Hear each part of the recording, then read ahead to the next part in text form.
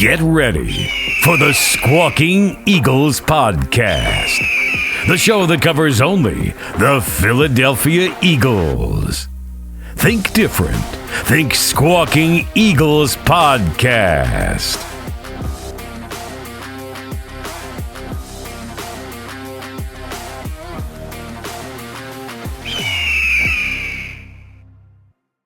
And welcome back to the Squawking Eagles Podcast.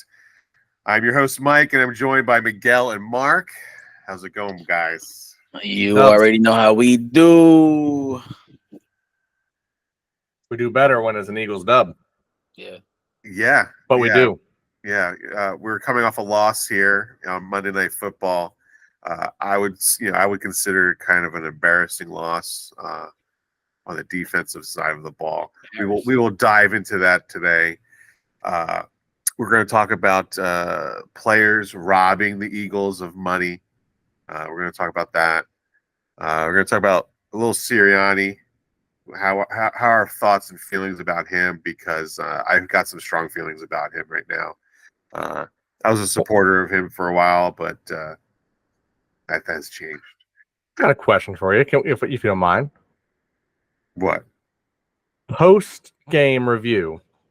Yeah. Which running back did better? Oh, because Bijan did. Right. What? And boy, did we get hate. I'm sorry, fans. So what? much hate. So much Who hate. did better? Haters? Yeah. That's right. Yeah. I'm the analytic one here, guys. Yeah. We got a lot of hate on that, man. Like, we put it out there. We put it that hey, you know what? Bijan was people better. Hate those who get it right. I get it. I get it. Sometimes it's just tough to be a winner. Right. People don't like to see you on top. My guy. Fantasy football does not translate to real football. Let's get this. It's kind of like I understand the game, so I know how to make the moves to get the guys making those points to win the game. I mean, I remember this isn't my only trophy from last year. I won 2 of 3 leagues, and I came in second in the 3rd league. Yeah, let me ask you a question. I'm not winning your league, that's for sure.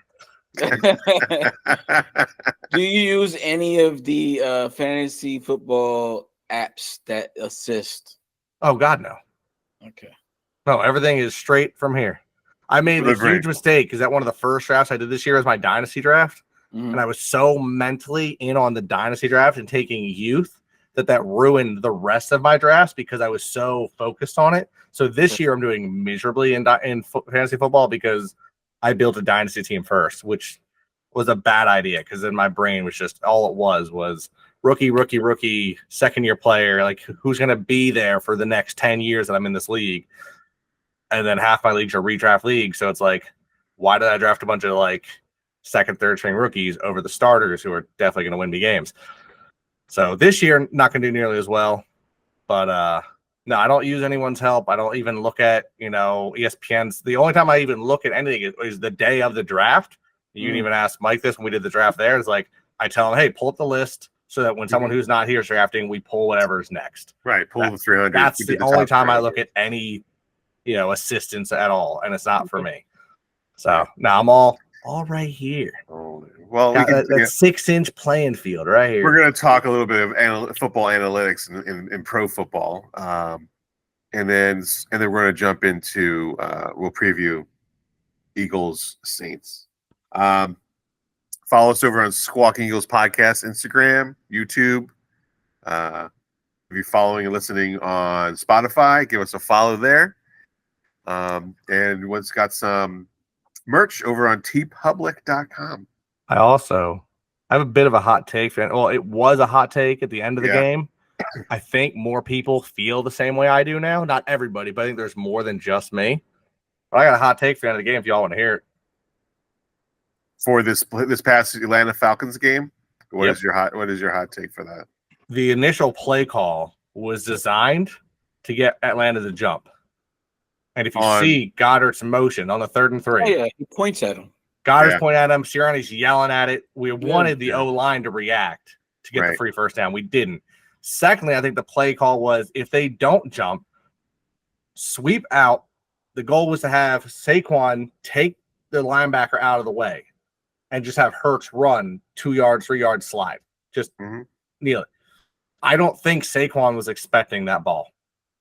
Saquon is too reliable. I would say throw that ball to Saquon 99 times out of 100. Like if you said, all right, let's rewind the clock, do the play again. So what happens? I'm still going for it. You're the analytics guy. Did you not hear the stat that Saquon has the highest amount of drops in the running back as a running back? And that's fine, but I trust him there. I don't know. It's essentially like that's the whole Andy Reid, play calling. That's essentially a run play. Roll it out and throw it to Saquon. 3-yard pass on the flat there and get a field. That's essentially a running play. Because that defense was, you saw the jump. They were waiting for that run. They knew it was going to be a run play. So analytically, it made sense to do either the rollout or the pass. Right. Like the rollout pass or the rollout run. Right. Personally, I would have gone with the run, but I'm just saying, if you go back in time and say, hey, Mark, it's your turn to call the play, I'm calling something identical. I'm not saying, we're going to run up the gut and get stuffed. Okay, so you're talking analytics. Let's jump into analytics. Okay. So, Nick Sirianni said on that first drive where the Eagles had a chance to kick a field goal, which was 4th and 3 on like the 5, I think it was. It was to kick a field goal or just go for it. And Nick Sirianni went with the analytics, and his analytics said that the Houston Texans in 2022 had the same play and the same thing, and they went for it and got it. And then he said, the Jets did it in 2022 on 4th down and 2 and got it. So he decided with analytics that he was just going to go for it. That leaves points on the board. You left points on the field. I've said it before. Analytics has killed baseball, and I'm starting to believe that analytics is going to start killing the NFL. I'll be honest with you. Even without the analytics, I would have gone for that 100% of the time. What it's looking like to me is that in Madden, you go to 4th down all the time on Madden. Of course, right? I do. Anything that's 4th and 5 or less, I always go for it. 4th and 5. The NFL is actually starting to look like that now. That difference is I get it, right? I get that verse down. Yeah, you're not. It's here's the thing that you forget. Like if they convert, we're not talking about it. It's not an issue. Exactly. If anything, we're talking about going, what a great play call. Exactly. So winning the game. It all comes with the riverboat gambling, style of NFL coaching of what it is. But my philosophy is you don't leave points where that you could possibly get them, and he left points where you can get them over top. That's the issue that I have as well. And he kicks the field goal. Then we're not talking about losing by a point. We're talking about winning by 2 field goals that we didn't kick off. Okay, 6 points on the board. I'll say 2 things. Yes, I understand that. Secondly, though, and this is something that I listened to Travis Kelce say the other day in New Heights, about their game, which has a lot of confidence on their game, is that you don't want to leave a game to come down to a few points at the end. You don't want to leave a game in the ref's hands. Like, these are things that need to get changed. While, yes, I understand the chance, we lost. We could have points there. We could have, you're right.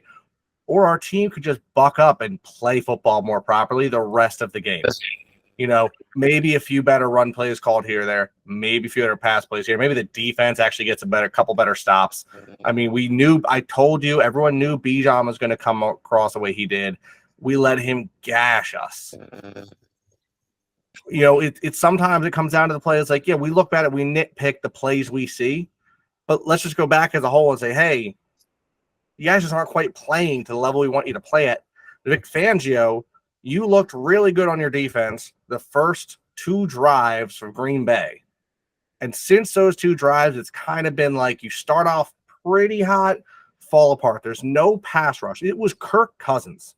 He doesn't do well against the rush. Statistically, analytically, he just doesn't do well against the rush. He doesn't do well on primetime. And we said, we're going to rush 3 or 4, leave everyone else back. Well, that's where he's at his best. We played the wrong game. Yeah. If we rush him, get him out of his comfort zone, we're not talking about a drop pass to the end. We're looking at going, oh, man, we only won by 14 instead of 21. But that's the big issue is that we couldn't get a pass rush. Josh Huff couldn't get off his block. Josh Huff was tackling himself. God knows where the hell Sweat was the whole game. The only person that showed up to play was Milton Williams. Well, Carter had and Booker. Where was Jalen Carter? Where was Nolan Smith? Where was all these linebackers? Carter got I will say I watched tightly on Carter. Carter was double teamed almost every play of the game. And the one or two plays that he wasn't, he was after Kirk in a hot flash. Kirk was running for his life from that big man. And I think we're going to see that for the rest of his career. You're going to see people know what Aaron Donald did. And they're going to say, not again. Yeah. And so it doesn't matter. They don't want Carter to earn the Aaron Donald repertoire. They're starting today at 23 years old. He's getting double teamed the rest of his career. That man is never going to lead up to what we want in sacks because he's going to lead in double teams. However, with that said, that gives you the belief that Sweat, that Nolan Smith, that BG, that Milton Williams are going to get past their one-on-ones at a higher rate, and they didn't. That really bothers me. Vic Fangio's defense relies on a front four pressuring the quarterback. That's what it relies on. If you don't pressure the quarterback with those players, his defense doesn't work. And Jordan Davis tends to be more of a run stopper. You're not going to get the pressures out of him. Right, it didn't work this weekend, but I mean, we can't have it both ways, right? He was a pass rusher last year. He was getting sacks last year. Mm-hmm. He was. I mean, who, Carter? Yeah, a little bit. Yeah. So I mean, it's definitely something that they're doing different in the scheming, but then where are the other guys? If one guy on that line is getting double teamed, somebody's got to become open. 100%. It cannot be what this team has been in the last 2 weeks. There's been zero pressures. I can barely remember. Maybe we have one. Matter of fact, I have the stats up right now. Let's see. Well, Bryce Huff, if you look at Bryce Huff's statistics, he has zero. He has zero statistics for 2 games. Yeah, that's what I'm saying. And he's got two games. He's got 2 games. One total. Yeah, and Nolan Smith is getting clipped and being put on his back by Bijan Robinson. I don't know if you've seen that video. I did see that. That's not good. That's not great. That's not great. When relationship is your leading tackler, that's a problem. You can't have your safety be your lead tackler. Not only that, I want to say it's something I learned recently about Vic Fangio. I understand that he wants to hold his players to a responsible standard. I get it. But the fact that he has been keeping DeJean out of the game and keeping Carter off the field because they were late to a practice is driving me up a wall. Like, I get it. It's old school. I get it. You want them to understand that they need to show up. I get it. But when it comes to game time, now, like, you're literally giving up opportunities because your thought mentality is high school based. In high school, you don't show up to practice. Guess what? You're gonna get benched for a play. Or a series. Cool, grandmother. Old school. I like it. Even in college, you can't be missing stuff. In the NFL, you should be expected to make it by now. I get that, but there's got to be some other kind of like issue with them that they can deal with off the field, because we need them in game. Yeah, we're also not seeing our other guys like Keely Ringo. I haven't seen him played yet. We're watching Slay get beat. We're not even rotating in these young guys that we know have showed their stuff last year in the preseason. What's going on? Slay only got beat on the last play because he was cheating, watching the quarterback instead of watching his receiver. And he tweeted out, he said, "That's on me. I'll get you back, Philly." Like, what does that mean? Is he going to be sending me a check or something in the mail? Like, what is he going to be? How's he going to get me back? Sixes? Like, he's saying that he's going to make it up to you in another big spot. That's what he's trying to say.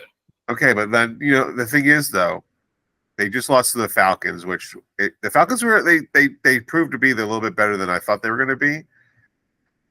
But I figured they might with Kirk there. But the thing is though, they go down to New Orleans now, and New Orleans we've seen what they did to Dallas. They smacked Dallas. I watched that game, and I mean, listen, after watching that game, I told myself that this Atlanta game was going to be clutch, because I think that the Saints are going to give us the business. We're going to be just as I don't know. If the last two games were any judge of what the season is going to be, this Saints team is about to do damage to us this week. You know.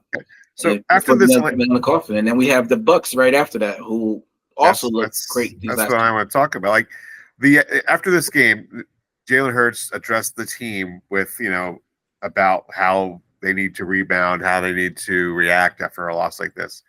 Nick Sirianni, the coach of this team, the guy who calls the plays, the guy who not calls the plays, but calls like those analytic plays, didn't address the team. Miguel, I talked earlier about it to you, but I'll let you. What do you think? Should he have not addressed the team, or should he have addressed the team? A coach is always supposed to address the team, win or loss. So why he didn't is a big question to me. I didn't know this until you had mentioned it pre the post pre game right now of doing what we're doing. So I mean, I'm shocked by it. And I feel like you're on a hot seat right now. Like, this game coming up is big, and for you not to talk to the team after a loss like that, which is a big loss in my estimation. But to you not to address the team, that's a big time mistake to me. Do you agree with that, Mark? Yeah, I mean, don't get me wrong. There's a lot of times I've sat here and gone like, yeah, I kind of like Sirianni's mentality here or there, but when it comes to post game, I feel like in one hand I'm like, all right, they're all adults, and sometimes maybe it's better to give them space to be like, hey, look, I get it, you guys need to deal with your own stuff, but at the same time, it's like, give them 20 minutes to deal with it. Don't give them the whole. Like, you got to have an address. You got to talk to them. Like, this is you're the head leader of the team, right? Like, we got our captains, we got our coordinators, and you're the head coach. Yeah, nobody. If you're not going to do that. Yeah, if you're not going to do your part of the job, what are you doing? Right. Exactly. What do you do here? What do you do here? Because if you're not calling offensive plays, you're not calling defensive plays. And now you're not addressing the team after a loss like that on prime time on Monday night, and your home opener.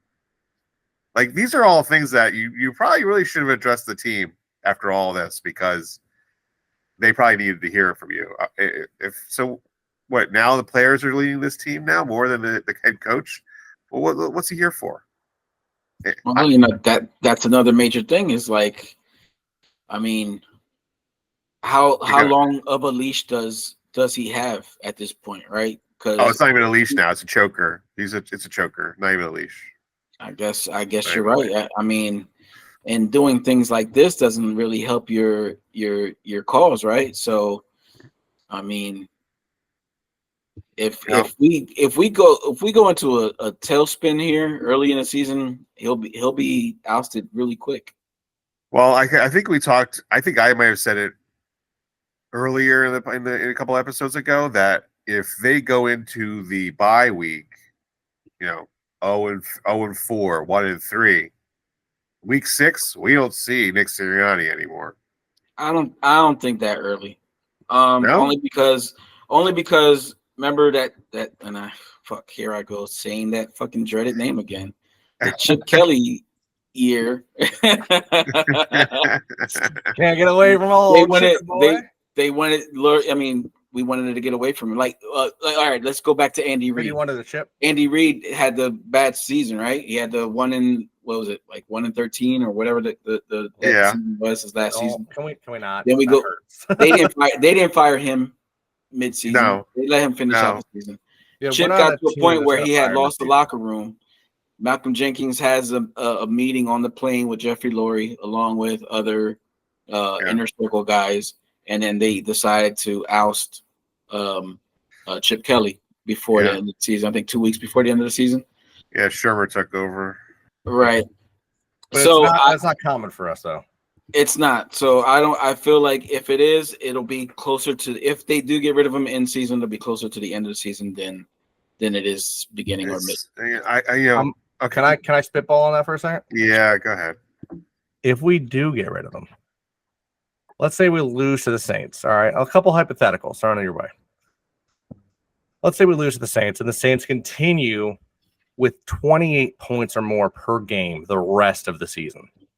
Which right now that's where they're at over 40. 28 is still insane though. Most teams 98 points they've scored. They've scored 98. Most teams don't score 28 points a game. But I'm just saying, let's say they do. I forget his name now. I had his name earlier because I was talking about it. They have an offensive coordinator that's run that ship to the moon right now. OC's like head coach jobs. His the offensive coordinator for it's Gary Kubiak's son. I'm just saying, like, he went to the Saints, who weren't great. Kamara's coming in banged up from last year. Derek Carr wasn't looking good. They lost Michael Thomas, and now they're the number one offense in the league. You don't think it's a coincidence? I'm just saying, like, you know, if it were to keep up, he could need a head coach job. Because I'll tell you what. But how many teams are going to be out there that are going to be looking? You're going to have the Giants. No, but you got to think, if you're an OC, the Giants, everything the Giants are going to kill Diggs. You got to think, if you're an OC and you're looking at like, oh, head coach opportunities, don't you want to go somewhere where like you already have the team?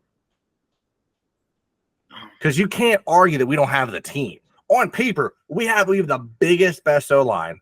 We've got a good quarterback right now. He's waiver. I get it. We have a pretty good running back. We've got some nice, strong young linebackers, a strong young defensive line that needs some work. We got some young secondary. Like, we've got a team that's already been rebuilt and is ready to see 1, 2, 3 years of just winning with the right coach. Just saying. I'm just spitballing. I get it. I understand what you're saying, but the one position that really affects a head coach is the quarterback position.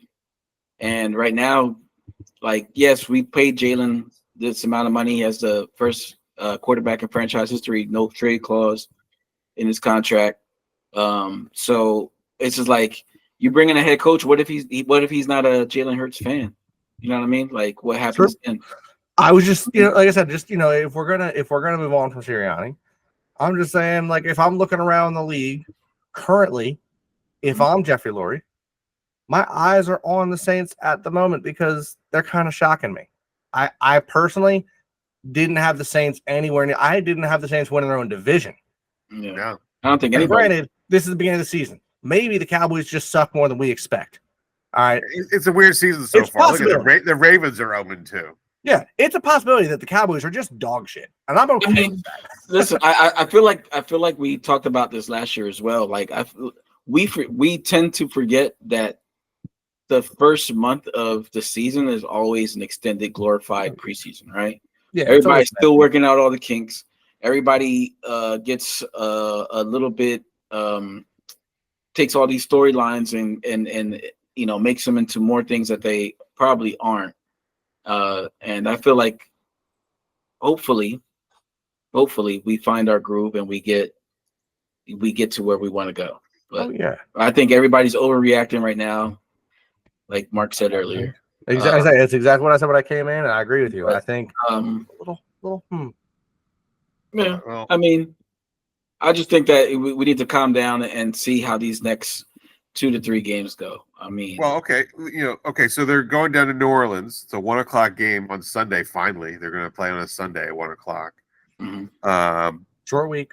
Position wise, it is a short week. Position wise, let's go down the list. Are the Eagles better at quarterback, or is Saints better at quarterback? Are we talking historically or this season? This right now. We're talking about right now. Right now, Derek Carr is. Derek Carr. Okay. What? He's not. Has Derek Carr? Has Derek Carr? You're right. Derek Carr has scored or got his team down there 14 straight possessions. Yeah, you're right. I'm not gonna argue that. I'm just saying, like, I think there's a few other things that are playing a role to his success. But you're right. I mean, I'm just saying, like, if you were to tell me, it's hard because I like Derek Carr. I always did. I always felt he got a rough luck going to the Raiders, and He's done pretty well. I mean, granted, he's got a really high completion percentage. He doesn't throw the ball as much, so he's got a better completion percentage. He's got a little bit less yards, but he's thrown the ball like half the amount of times. He's also $14,000 less in his bank account. That's it? Just $14,000 difference? They charged him $14,000, fined him for doing his Michael Jackson crotch grab. Really? Oh, my God. Yeah, they fined him $14,000. Right, you know what? If you were to say overall ability, I think Jalen Hurts has the higher ceiling. But Derek Carr has the higher floor. We're talking about right now. So right now, well, yeah, okay, again, but I'm thinking because right now, if you're in a 4th and 1, I know Jalen Hurts is going to get it. I don't know Derek Carr is going to get it. Agreed. I'm saying so there's pros and cons. Today, with the way we played, with the way they're playing, I agree with you guys. I'm going to give it to Derek Carr. Yeah. But I think there's a little bit of that early season bias happening, and I think you're going to be surprised by Sunday. Right. Yeah, I have something to say about Jalen Hurts and his ability to hold on to the ball and not cough it up. I'll say that towards the end. Running back, Kamara or Barkley?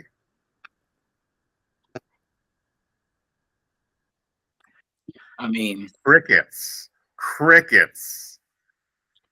I mean, what? that first game was great by Barkley. Yeah. But in the last game, Kamara, had that breakaway. I think it was a 70-yard run.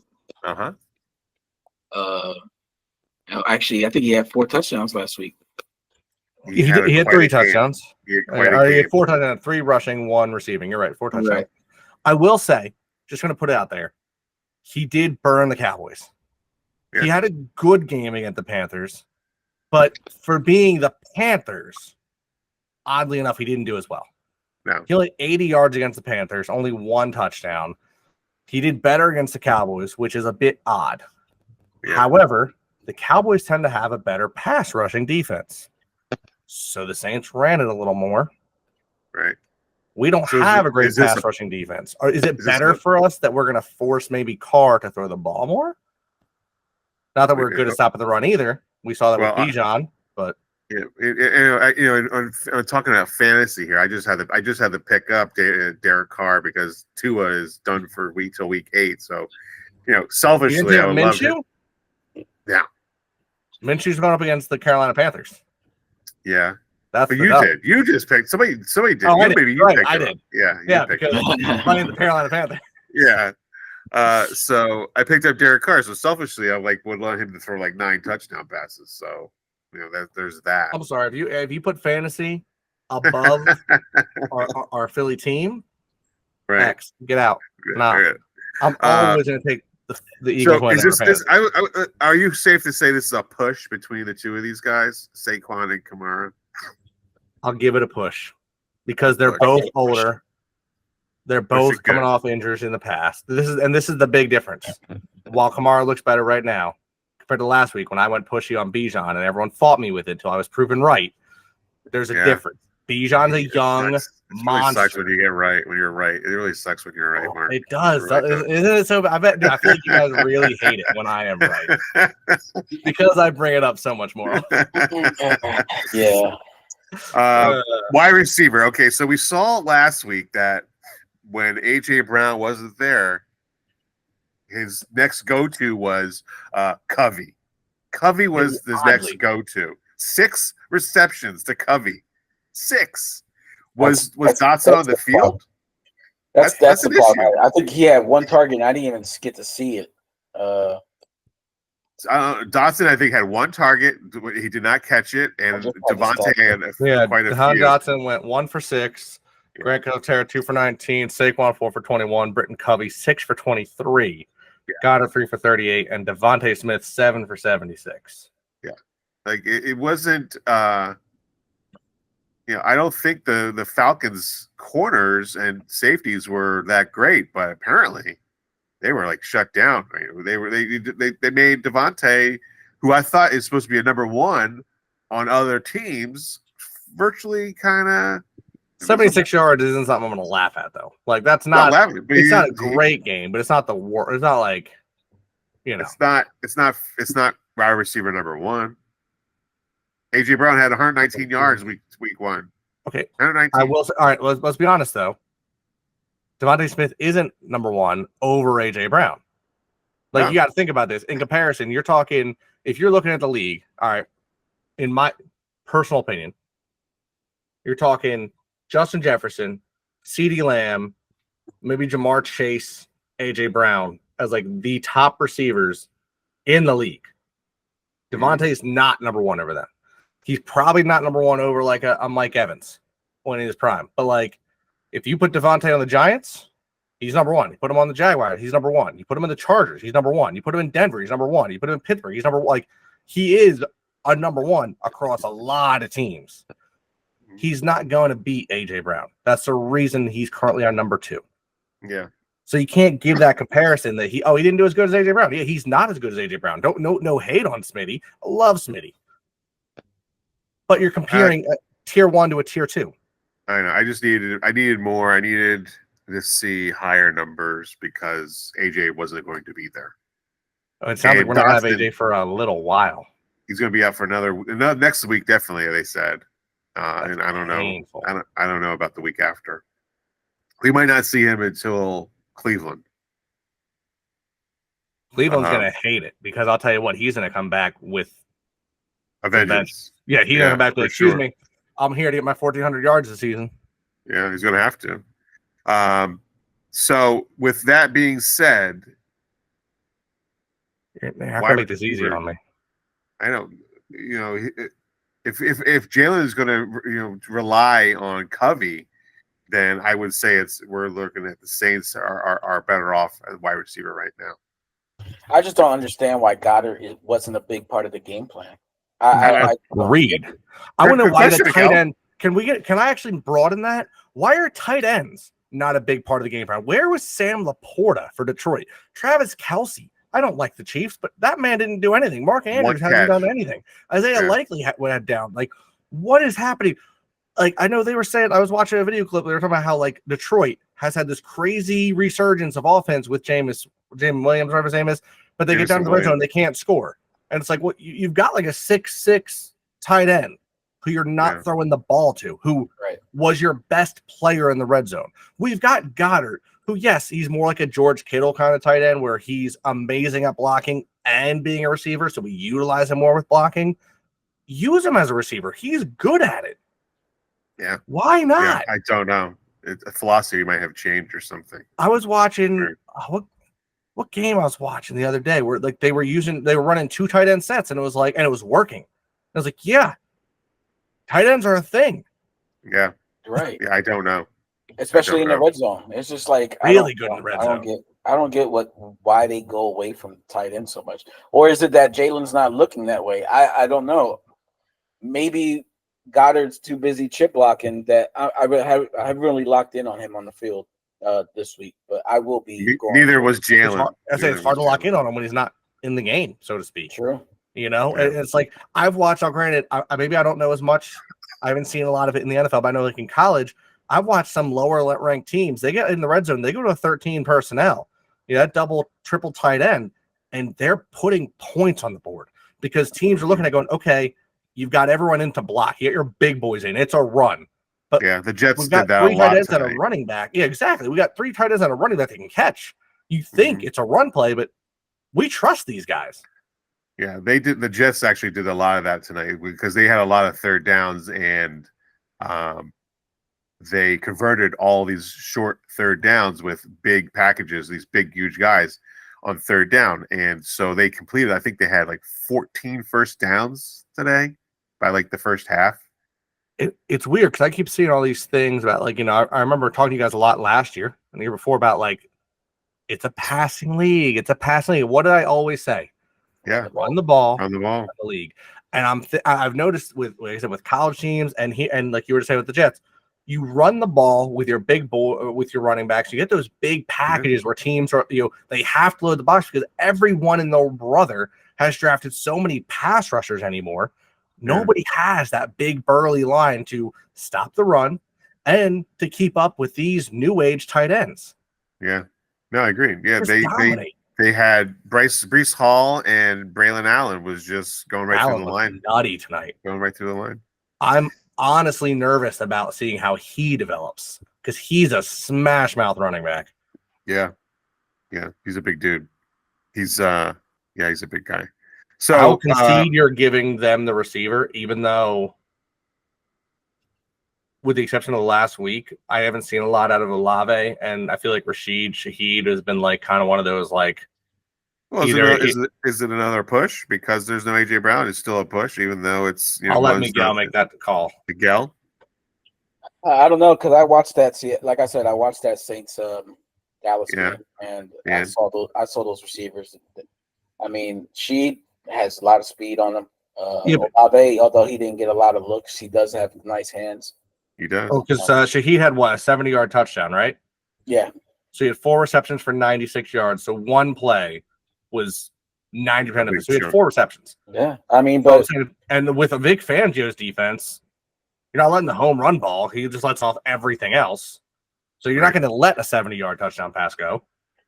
I mean, judging by the missed tackles that's true. Against the fucking Falcons, I mean, we can't even get. Do you guys know what corner we have that's never missed a tackle? Quinion Mitchell. Keely Ringo. Yeah, you can't miss a tackle if you're not on the field. If you're not on the field, I'm just saying, but last year, 100% tackle percentage. And we're we're not going to use it this year. Yeah. I mean, I don't know. I'm going to go with the Saints. Push. I'll go with a push. Saints, cool with Saints, cool with the push either way. But I'm not going to tight end. I think Goddard's better than their tight end. I don't even know who their tight end is. My point. Yeah, personally, I know we just talked about how we don't really use him. Yeah. I still put Goddard in the top 4 or 5 tight ends. If you were to like do a tight end challenge, he's right up there with them in my opinion. 100%. Eagles offensive line is still an elite offensive line, and I'm pretty sure the Saints have a really good offensive line as well, but I don't know if it's as good as what the Eagles have on their side. To be honest. To be honest with you, I had a big issue with Becton this week.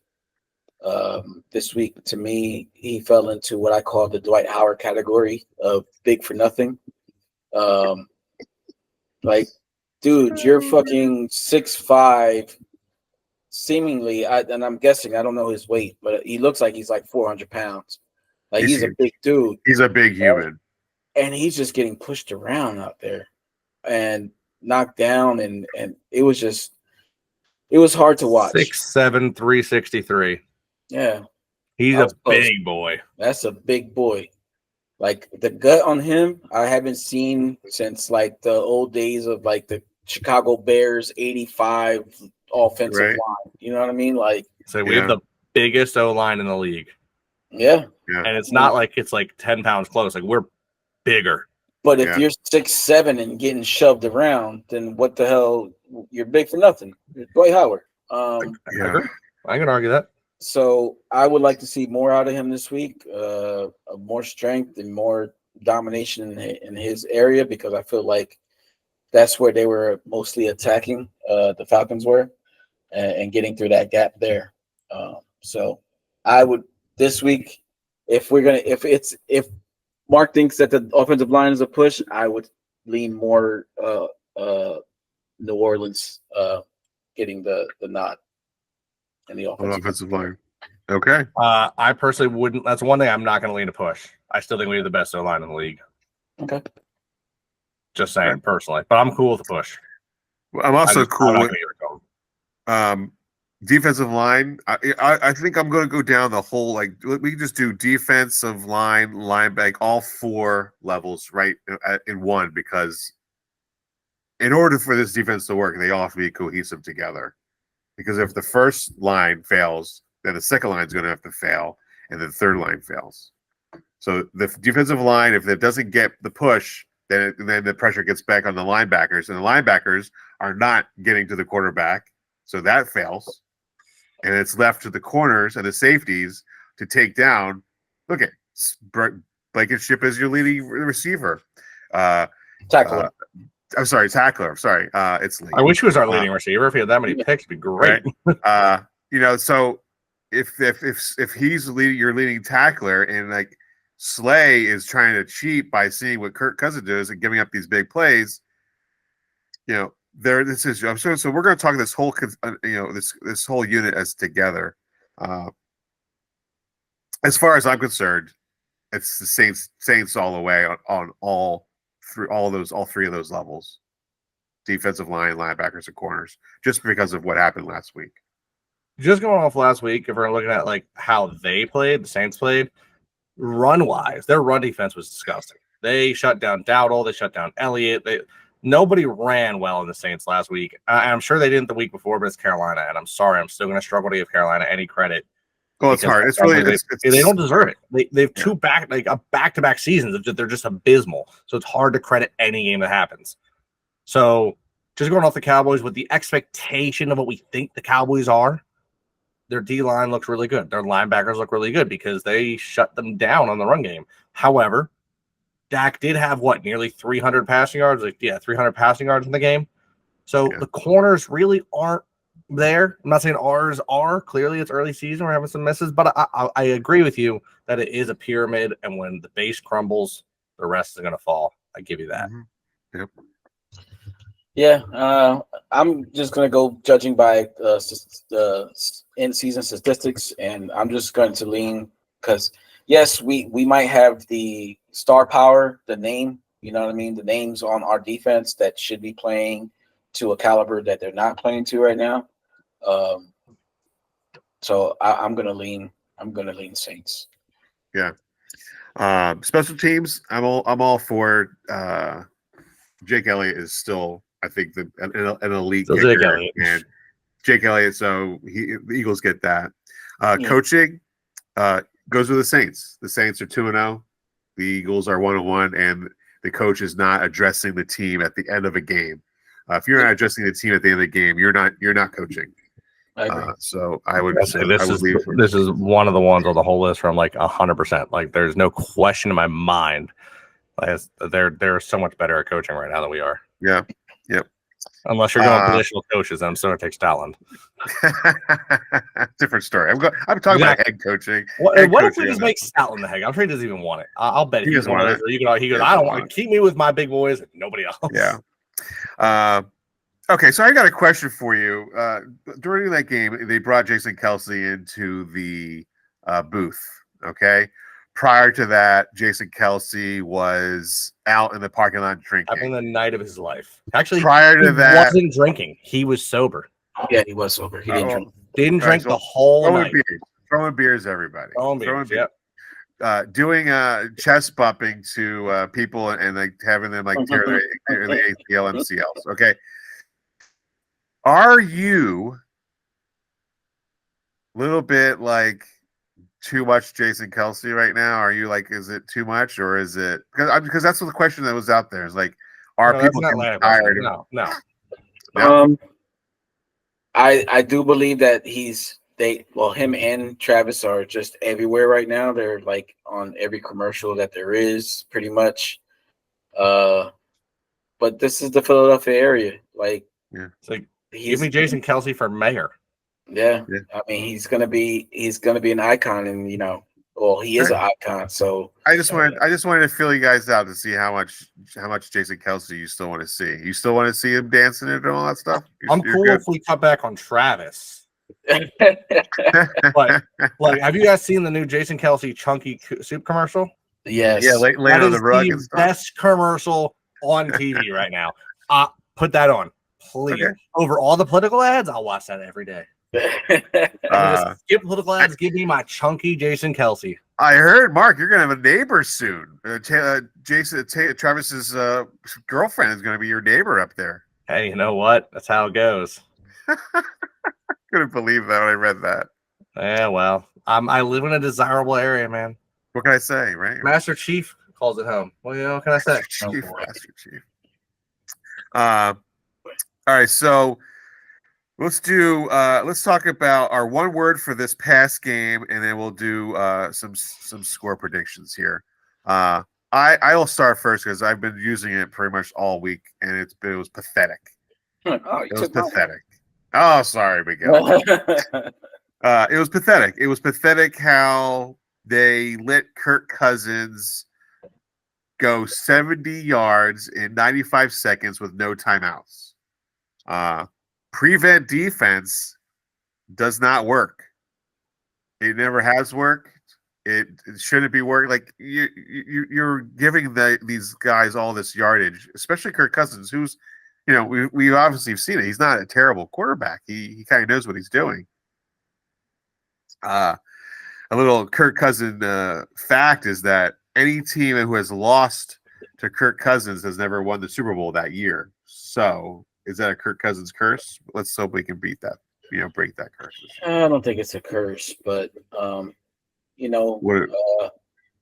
what's the saying?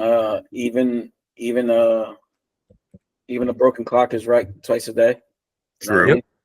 So eventually, time passes. We're gonna lose to him eventually. So he got his one Monday night victory. He got his one prime time victory. That's great. He should have never had that opportunity. We gave it to him. So, top. I'll tell you what, Bijan kept him in it. Yeah. Yeah. Tell you what, Bijan is. There's a reason that man was a first round pick. Yeah. I agree. So I'm sorry. Go ahead. What's your one? Are you using the same one word, Miguel? Are you gonna use my word pathetic? I'll go deplorable. Ooh, okay. Deplorable. Yeah. Okay. Good for it. Deplorable. Yeah, that's pretty spot on. I don't like the coaching rotations as far as defensive line. I don't like the lack of effort that the defensive line was giving. I don't like Jalen Hurts. I don't know if it's decision or play calling that's coming from Kellen Moore. I don't like the secondaries tackling, even though CJGJ had that one good tackle where he didn't take off his helmet. It was coming off. If you watch that replay, he took that shit off. Yeah, he took it off. Oh, yeah. They did a good job making sure the refs thought it just fell off. But, yeah, he took that off. Yeah. So I just think overall performance of this past Monday night's game is just, like I said, deplorable. Yeah. Mark? So I will forever be the glass half full Eagles fan. It's early in the season. It was an insufficient display. My word is insufficient. Insufficient. I believe that we have the team and the players and the personnel to do what must be done. However, we didn't. We played not up to par. We didn't provide what we needed.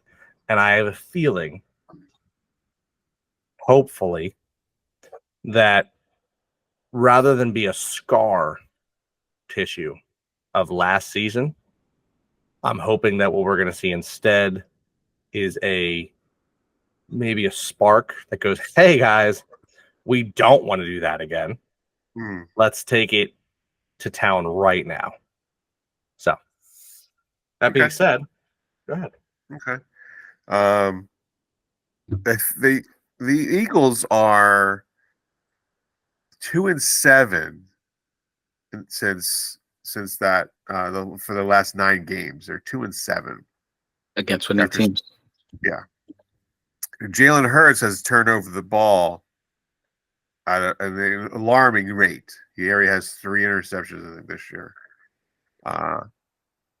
Do you think that fumble in the Super Bowl was the precursor of what his career is going to be like now, with just a turnover machine? Like, did that like crack a seal to something in him? I don't think that was anything. I think that was I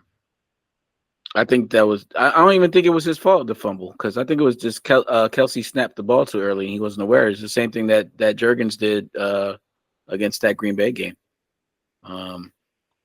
So you think so? I thought he was just running and it gets dropped out of his hand in the Super Bowl. Yeah. And the Chiefs ran it back for a touchdown. I'll have to review. Like just thinking about it in my head, I feel like it was just something that he wasn't prepared for, and it just I don't remember. So I'll send you the link. I'll send you the link. Okay. But I just feel like he has 3 interceptions. He's got 2 fumbles, I think now. I'm afraid that we may have seen his ceiling in 2022, and it's not going to get back to that part. What I do feel is that he's become more impatient with the pocket. Even though we have the best offensive line, he's not staying in the pocket long enough to be comfortable. He seems to run out of the pocket a second too soon, or in 2 seconds too soon. He was doing it a lot on Monday. For fun, do you want to see the opposite of that? What's the opposite? Watch the highlights of last week's Oregon versus Oregon State game. I swear Dylan Gabriel, the quarterback of the Ducks, had like 8 seconds in the pocket, and he's just standing there. Yeah, which he had the time to. There was nobody coming, and he just stood there. Like he did it. Like it was crazy that he had that much time, and it looked odd not moving. Yeah, but he had all the time in the world. He didn't have to move. Right, and it was crazy to see a player play like that. Granted, when Jalen was getting out of the pocket, he looked strong. It didn't look like he was hobbled by a knee injury or anything. Can I also touch base on his second half runs versus his early runs? Different story. At the start of the game, he ran the ball. He kind of went sideways. It was like a half jog, and I'm like, I'm sorry, what happened to Jalen Hurts? And the second that it comes out, and it's like, oh, let me put on the Jets, and it was like, where was this the whole game? Yeah, his running ability was 2022 running. That's what I. That's what He was so nice. I feel like he's conserving himself for late stages of the game. He's pacing himself, so you don't want to be burnt out either. Come fourth quarter, I would rather see him make a few more of those sprints, especially when he's going to the sideline, rather than go half-heartedly jog and get hit. Because that was the one he was jogging the sideline and just takes a hit, where it's put a little pep in your step, you're out of bounds, you're not hitting hit. But again, Miguel, they're professional athletes. They shouldn't. We need to preserve energy for the end. Especially when you play once a week, it always blows my mind. Right? Yes, Mike, but not everybody has a high cardio tolerance. You know what I mean? I like to do cardio, but I can't run for a mile straight. You know what I mean? Are you gonna run a marathon on us, Miguel? What happened? So you're gonna run a marathon on us? Make us all look bad? Well, I was planning to until I had an injury a couple years ago, but I never got back into it. I started having a lot more injuries. Yeah. I did do a 3K. I did do a 3. Yeah. Let's go, Miguel. No, a 5K. It was a 5K. 5K. Yeah, I've done a 5K. I've done a 3.1 5K. That was 14, 15 years ago. I'll say I used to do a 5K in middle school. I did one in snowshoes in middle school. Nice. That was crazy. A lot healthier. If you play football, Miguel, and if you decide to just not run hard in the first quarter, not run a little bit less, a little bit more in the second quarter, halftime, don't you think? Let's see. You don't think Weezer? What was his name? What was that? What you think he'd be yelling in your face? Oh yeah, Mr. Weezer, Coach Radis, yeah. Mr. Weezer. Face, right? They be in your face. They be in your face, that's for sure. Well, Sirianni clearly is not in their face. Also, you are about 14, 15, 16, 17 years old at that time. You have a way more energy than a 20, 25, 26-year-old player. So, well, he's going to have a lot less energy too, because he's now engaged. So when that happens, there you go. Your playing starts to go downhill. Trust me. That helped Tua get that energy. Yeah. Your energy is about to be cut in half. Yeah. I was hoping you'd have more energy, hoping be a little because again, it's funny not to keep referencing them, but just because it happened at the same time. Oregon Ducks quarterback also got engaged prior to their game. I saw the news. I was like, oh damn, he then had played the best game of the season so far. And I saw Jalen Hurts, like, all right, bet. All right, we're going to have, we're going to As soon as I now. see a professional athlete starts to, start a family, their game changes. I've noticed it. Maybe you get professional sports and just Phillip Rivers, 14 kids. Yeah, do you win a Super Bowl? No Super Bowls. No Super Bowls. Exactly.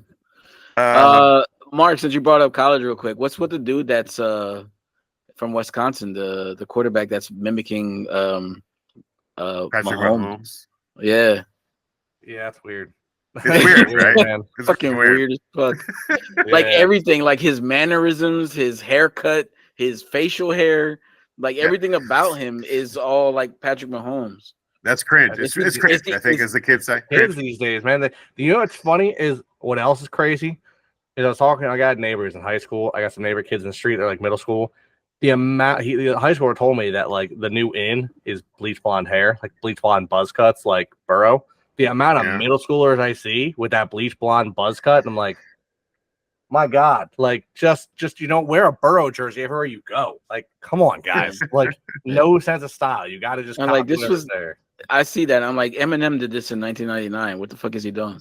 He did it again. Everyone went bleach blonde. And you know what? That is weird. The Wisconsin guy's a little odd, but hey, Wisconsin's not much to worry about. They kind of suck. So, also, didn't he? Was it him that hurt his leg? He probably did. One of them did. No, that was Texas. That was a Texas guy. That's when Archie Manning came in. Well, yeah, Quinn Ewers out. No, but also I think was it Wisconsin is all like their starter is also out. Oh, okay. Yeah, there's some other. But the guy is like he wears number 15. He's got the same haircut. He does the whole like jumping thing before the game. Like, yeah, this is. He walks like Patrick Mahomes. Like he does everything. Like it's almost like he's like mocking these NFL teams. Like, hey, I look like Mahomes. You can have me. I mean, like, yeah. Wisconsin quarterback Tyler Van Dyke tore his ACL. He's out the rest of the season. Oh, good. That's what he gets. That's him. The guy who's mimicking Patrick Mahomes tore his knee. He's done.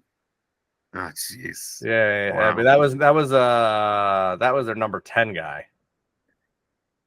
Oh, I don't know if that's the same one that you're thinking of. I don't remember. He wears 15. He's 15. He wears like 15. Mahomes. Yes, that might be the guy who's going to be quarterback for them now. Wisconsin or Nebraska. I forget which one it was. Okay, I say I don't pay too much attention to. It's a red. He wears a red uniform.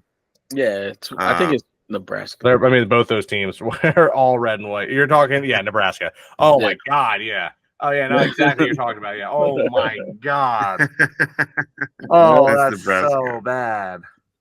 Yeah.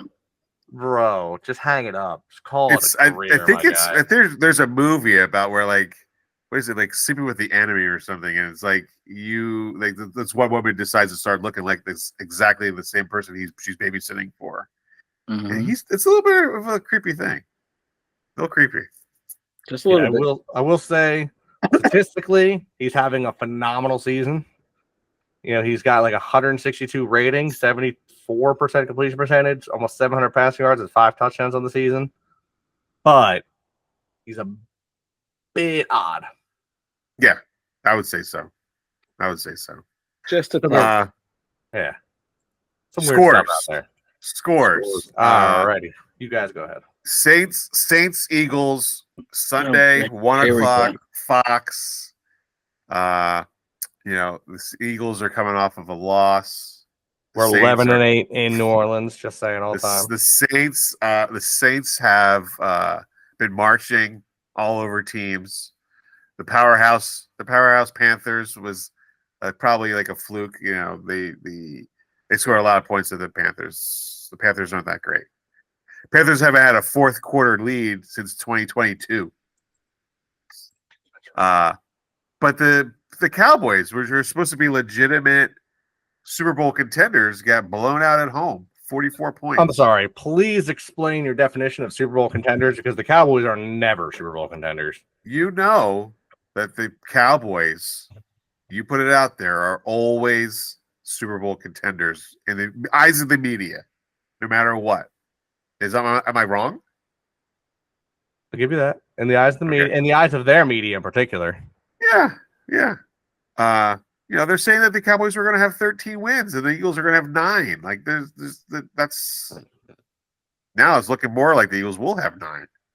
I just for the record, I think Dallas loses again this week against the Ravens. Well, Ravens need to win. They have to win to be relevant. They have to win. Yeah, I hope so. I hope it does because I need Derrick Henry some points. I see a Saints win. I don't see the Eagles winning this game. I see the Saints winning again, like 40-17. Mark, I mean, you have the floor. You're good. If who wants to follow that? Wait, you had the Saints win. What was the score? I zoned out. 40-17. Go ahead, Miguel. I can't follow that. I mean, listen. I'm on the Eagles app, and they're showing the season stats so far. And points per game is 45 for the Saints and 27 for the Eagles. So, that being said, and me having zero confidence coming off of this Atlanta loss, I'm also going to follow in Mike's tracks there and call Saints and go. I won't go as high. I'll go 31. I'll go 31-26. Okay. See, that's a little more agreeable. I was more like, I get it. You have the Saints win it. I get that. 40-17, you're having us get our backside ripped out. No, thank you. I'm not doing that. You know what I will say? You know what happened last year for the Saints? They started their season at home against Tennessee Titans. They won. Then they played the Carolina Panthers. They won. Then they faced Green Bay, their third game of the season. Didn't go their way. It's just like, a few games in, things start to pan out. We played Green Bay, a tough, contending team, a team that I think will continue to prove their contending team, even without their starting quarterback, Dak Prescott. You suck. The Panthers are the Panthers, man. The Cowboys, maybe they're frauds. Maybe it's early season jitters. We are missing A.J. Brown. If we had A.J. Brown, if A.J. Brown was like coming back, I'd be like, there's no chance we're losing again. However, we're not getting A.J. Brown back. But we do have Saquon. We do have the best O-line. And I have a weird feeling in my head that says the Saints. You guys know the song, right? The Saints go marching where? On. The Saints go marching on. On. You're right. The Saints go marching on. I've also heard a little, alteration of it. Saints go marching home. Whatever. They're home now, right? They're done marching. The march is over. You made it home. Nah. Birds win 24-21. Because we go for that field goal. You go for that field goal. Just for you, we go for that field goal. Yeah. That's funny. Well, I guess, Mark is fly Eagles fly for the mark here because he always is. Always is. You know what happens when I'm right, boys? We never hear the end of it. Is what it is. Yeah, I agree. Well, see, Mark, you've been like Kirk Cousins. You've unlike Kirk Cousins, I should say. You've been right up until a certain point, and that certain point is going to come soon, and it might come as close as this weekend. Let's be honest, though. Wouldn't you guys enjoy it if I was right this weekend, though? Always. I think we collectively enjoy me being correct. Yeah, if the Eagles win and it makes you happy to be correct, yes. Yeah, exactly. I'm good with it, yes. But if I'm going by statistically, and if I go by, I think the money line, it's Saints go marching all I'm saying to the bank. Is that I'm not accepting that we are going to be Dallas this week. We're not going to go bend over, go ahead. Like, we're not doing that. We're not doing that. All right. It was some week, like last week, the Red Cowboys lost. The Cowboys lost. It was great, and then we threw it away. And then the Eagles threw it away. They could have been 2-0. Division, and we threw it away. Threw it away right there. You throw it away. The Vikings beat the 49ers. Now we can see really what the 49ers are without McCaffrey. We see how they are. Now they're going to be without Debo. No Debo and no George Kittle either, by the way. How are they going to do? I don't know. Brock Purdy? We're going to see what Brock Purdy can do. We're going to see what happened last year when he was missing Debo and CMC? Yeah. They lost a lot of games. Just saying, he kept losing a lot of games. So right now we're talking about, here's a crazy thing. I just want to throw it out there. Crazy thing. Mm-hmm. Go ahead. Understand, even though everyone expected the Bills to take a step back, they're undefeated. Yes. The Steelers were expected the worst in their division. They're undefeated. The Texans, shock to shock, undefeated. They're actually the only team I think that's holding up to their expectations. Colts, Jags, and Titans all don't have a win. That division's abysmal. The Chargers and Chiefs are both undefeated. Broncos are abysmal, as expected. No one in the NFC East is doing great. We're all bad. I mean, the Commanders had no touchdowns. No 7 field touchdowns. goals. Unreal. 7. Unreal. The Giants somehow scored 3 touchdowns. Could not win a game. They scored the most touchdowns of any team in the NFC East last week. And they lost. Game. Yeah. Odd. Bears are 1-1. Packers are 1-1, which is understandable because they played us and we're better. The Vikings, who I expected to be bad because they don't have a quarterback. Sam Darnold apparently is a quarterback, and they're winning. The Saints, I expect to be like the second worst team in their division, number one. Although speaking of Sam Darnold, how funny is it that quarterbacks that leave New York and then go be great somewhere else is hilarious. And Carolina, Sam Darnold and Baker both played stints at Carolina. Yeah. They are the 2 leading quarterbacks right now. They're both undefeated. And the only team undefeated in the NFC West is the Seahawks. Right. Geno Smith. They left New York. New York. Yeah, man. They leave New York. They just win dubs, boy. You know what we got to do? Our next quarterback's got to be some quarterback out of, it's funny you mentioned that. There was a lot of conversation in Denver because of how good Zach Wilson was looking. Right. It was like, I left New York. What do you do now? Play football. Yeah, there was now I just saw that Tua is going to be placed on IR, so he will be back till week 8. There was a mock trade that would send a 3-team trade. It's all the 3-team, yeah. You see that where it would send Bryce Young to the Rams, Matthew Stafford to the Dolphins, and draft picks to the Panthers. Trust me, they need it. Yeah. If you're general manager of any of those teams, do you pull the trigger and say yes to that? I'm cool with it. I would. I mean, if you're the Dolphins, Stafford's your best option to have a winning season. Yeah, I was gonna say the Dolphins don't really have a choice. I mean, the only thing that would stop me as a GM is that the Rams. Stafford's a little bit older. You only have maybe a year or 2. It's okay. But that's okay when you've got a team to win now. The window's open. Like, yeah. The window for the Dolphins. There's. I mean, if this trade is mid-season, it doesn't work out. If it's in the off season, it's got to happen now. Like that has to happen next week. It's got to happen within next week. It has Let's to. put it this way: the biggest downside of that is that nobody who has any sense is touching Bryce Young. He's not an NFL quality quarterback. He can go play in the CFL. Unless Sean McVay thinks he can change him. Sean McVay cannot change a 5'5" tyke running around the NFL. It's just not going to happen. It's called it's not going to happen. Like, bro, you're shorter than me. Like, you're less stockier than me. I'm not a big. I mean, I'm a fat man. I'm not a big man. Yeah, you're not going to do it, my guy. If I'm the Rams, I'm like, I'm hesitant on that because. But you save some money. And the Rams are also 0-2.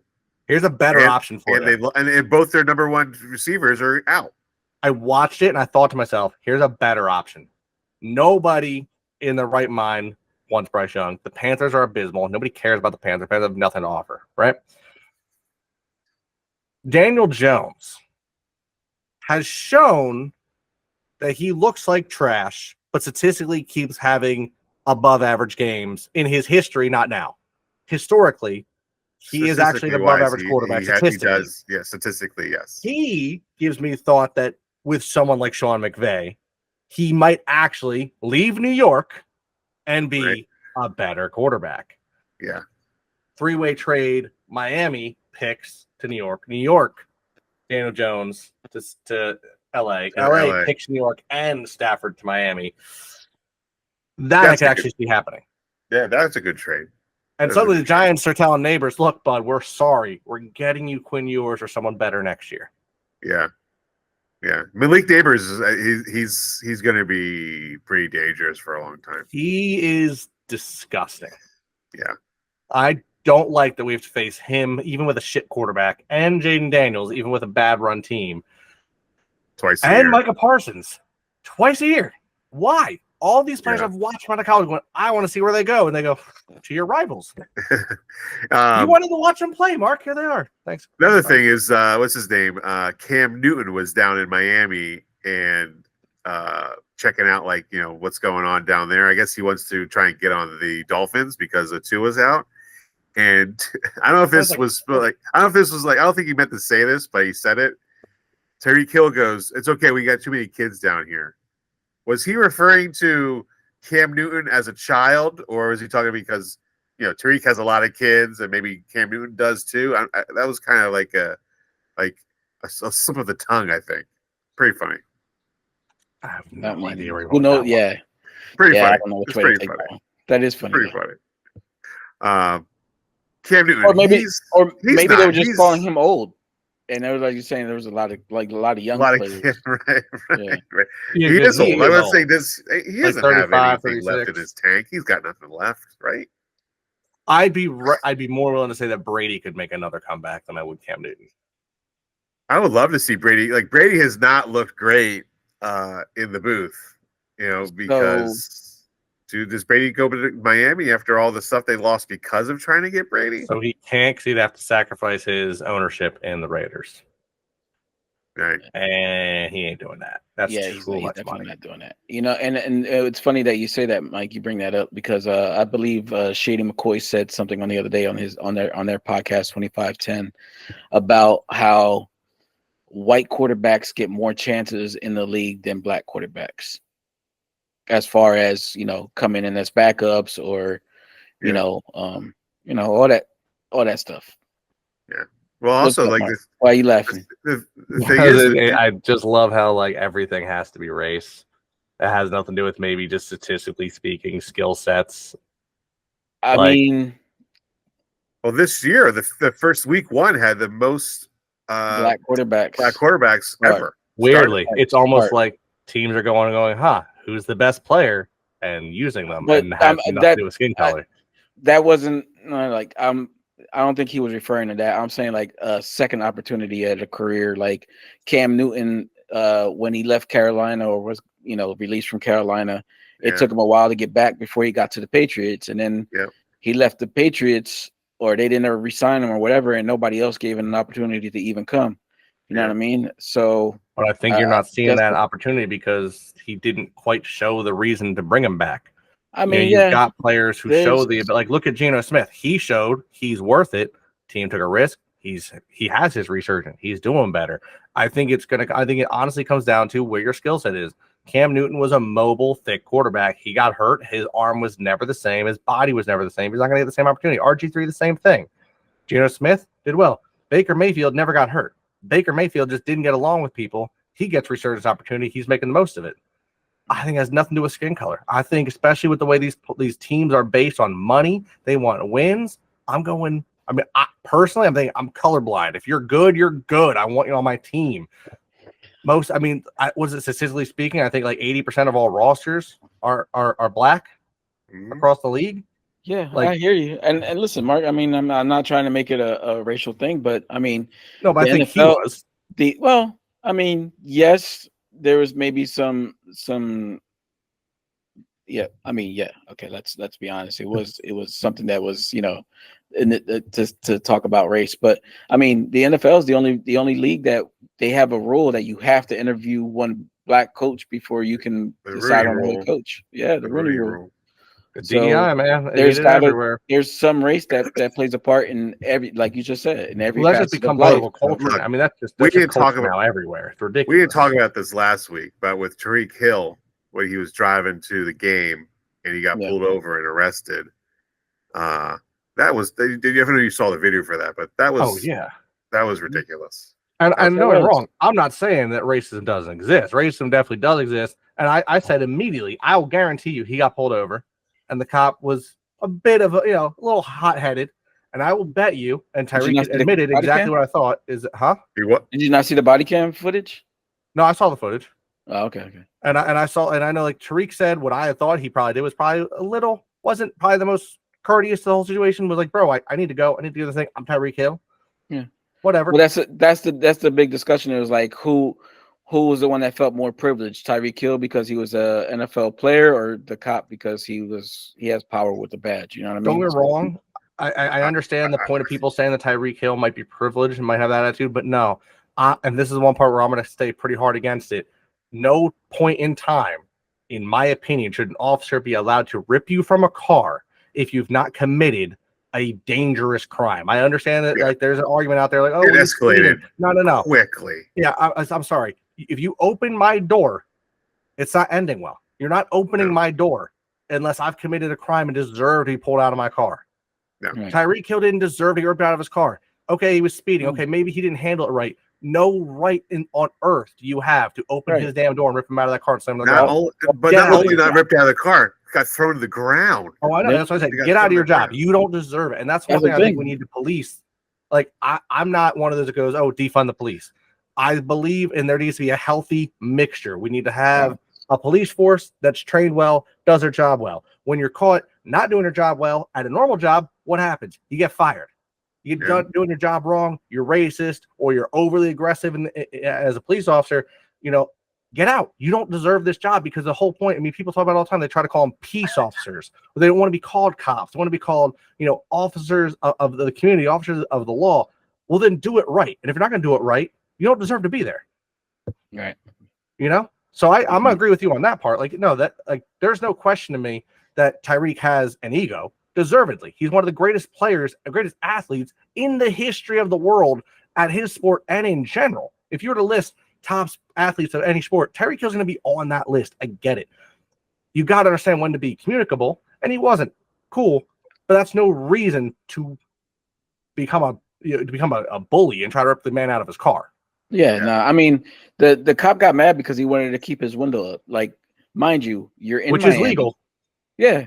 Well, you're in Miami. It's like 90-something degrees outside. I have my air conditioner on. You're pulling me over for God knows what reason. Why was he pulled over? Does anybody know exactly. why? They never came out with it. Yeah, so they never ticketed him. The original claim was he was reckless driving because he cut off like 2 or 3 people. I could believe he did it. I've heard him talk about his driving before.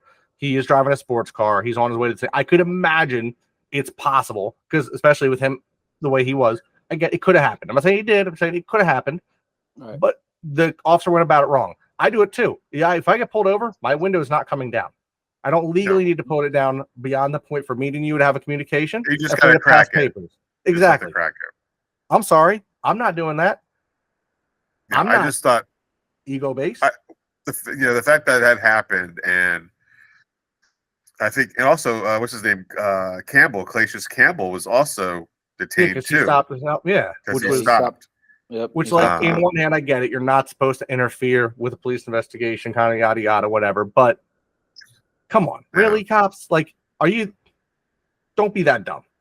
Yeah, yes, you understand if he was driving recklessly, you pull him over, but to escalate so quickly, like to the guy to pull him out of the car that quickly, to slam him on the ground like that. Like that was, and it turns out that cop has had previous. He's got to go, and he can't. So I don't even like. I heard know they laid him off or whatever, but or they had him he's on at the time. I haven't done any follow up, But I know like by the end of the game, it was heard that like he was put on like unpaid leave.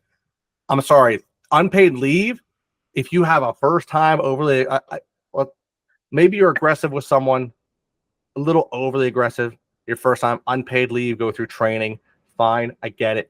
Once there's more than one, or if that unpaid or if that aggressive training is clearly racially, profiled, you can't be. I'm sorry, you can't be an officer if you're going to do that. I get it that officers are in a weird situation in their life. When they're pulling people over, especially in certain areas of the world. If you're pulling someone over on a dark night in a bad area like Kensington, I get you're gonna be a little bit more anxious. You've got some more fight or flight going in you. I get it. It's a crazy situation. I'm sure there's times where your lives are on the line. I understand that. But you also have to understand that you're put in this position to do things the right way and lead by example. His life wasn't in exactly. I'm not saying that he was, and I think that's way over the top. Highway in the middle of in the middle of the day in Miami. Not, and that's what I mean. Like that man had no right for it. No, not at all. And it's uncalled for. No, that officer's got to go. And officers like that, if people think the officer was in the right there, I'm sorry, you're wrong. That's why he was put on desk duty. Yeah, well, but he's got to leave that out, just out. Like you don't get any choice there, in my opinion. Yeah, which was great. Then Terry does the whole celebration with the handcuffing. So that was to stick it to him, which was pretty great. It's funny. I was talking to my buddy that day of, and like when I was like telling us, yo, he just got arrested. They go, I said, guarantee you he scores a touchdown. If I'm scoring a touchdown on him, I'm telling Waddle, come up to me, put handcuffs on me, and put me to the ground. Like that's my TD celebration. Yeah, it was pretty great. Yeah. I think that covers a lot of our stories for today. I think that'll do it. A lot of stories. Yeah. I think we touched base on Bryce Huff. He's got to show himself that he actually is on the team and that he's earning his money. Saquon, I think, is going to make up for that drop and have a huge game. Right? He could do that. Hope Analytics takes a back seat this week, and there's no points left on the board. And let's have the Eagles prove to us that they are a better team than the Saints than we put down on paper today. We got it. We're gonna go 2-2 at the bye. I think we're gonna win this. Tampa's a different story. 2-2 at the bye. You're a better person than what I'm going to say next week. Oh, I already know how you're feeling next week. I see you're wearing a red shirt right now. That's right. Next week, I'm going to wear my Trent Dilfer jersey next week. Oh boy, no. Oh man, bueno. Like I got them losing, but I don't expect us to go on a losing streak here. I mean, right. So next week, I'm going to try. We're going to have Max Steele. He works for the Buccaneers. He's their vertical media. He'll explain what he does, but he's gonna be on the podcast next week. Okay. Yeah. So when the Saints go marching on, we go flying in for a dub. Right. Well, I guess if that's it, then Mike, know how we do. EAGLES. Eagles. Oh, birds. Hey, Mike. Because Mark said this a couple times tonight. Play some Black Eyed Peas. I got a feeling.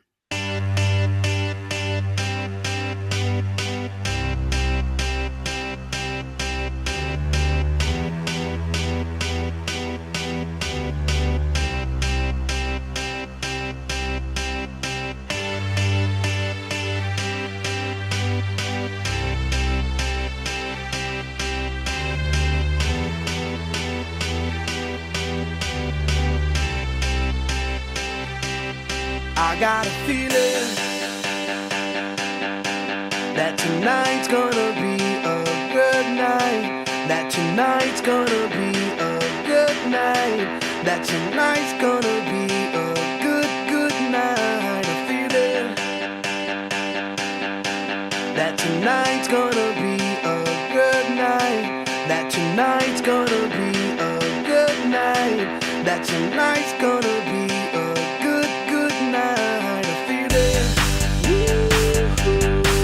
That tonight's gonna be a good night.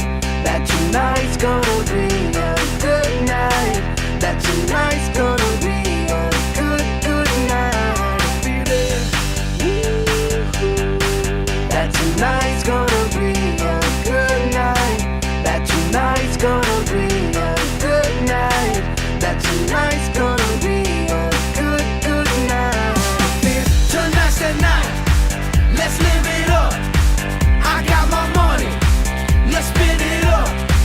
Go out and smash it. Like oh my God. Jump out that sofa. Let's kick it off.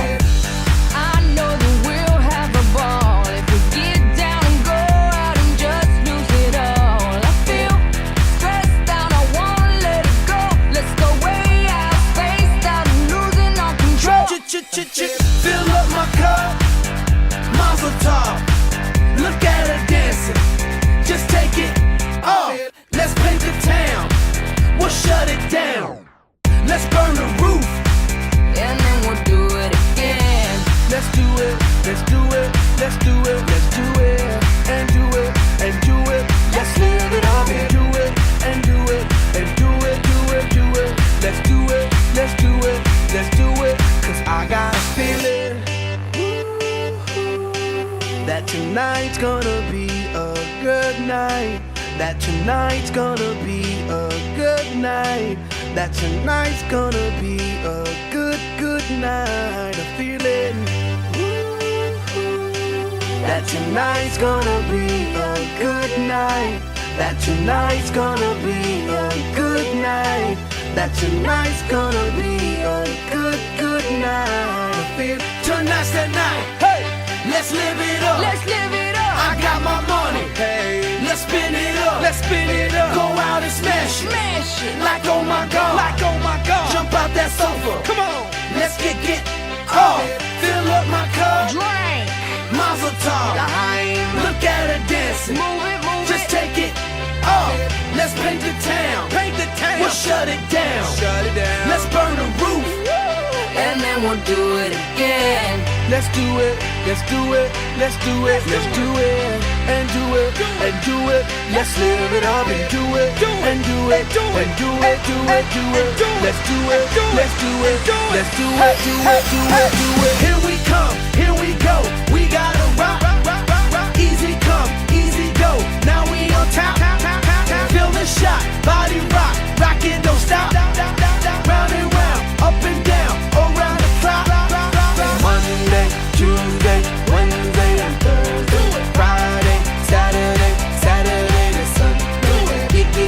Get with us. You know what we say. Party every day. Party every day. And I'm feeling that tonight's gonna be a good night.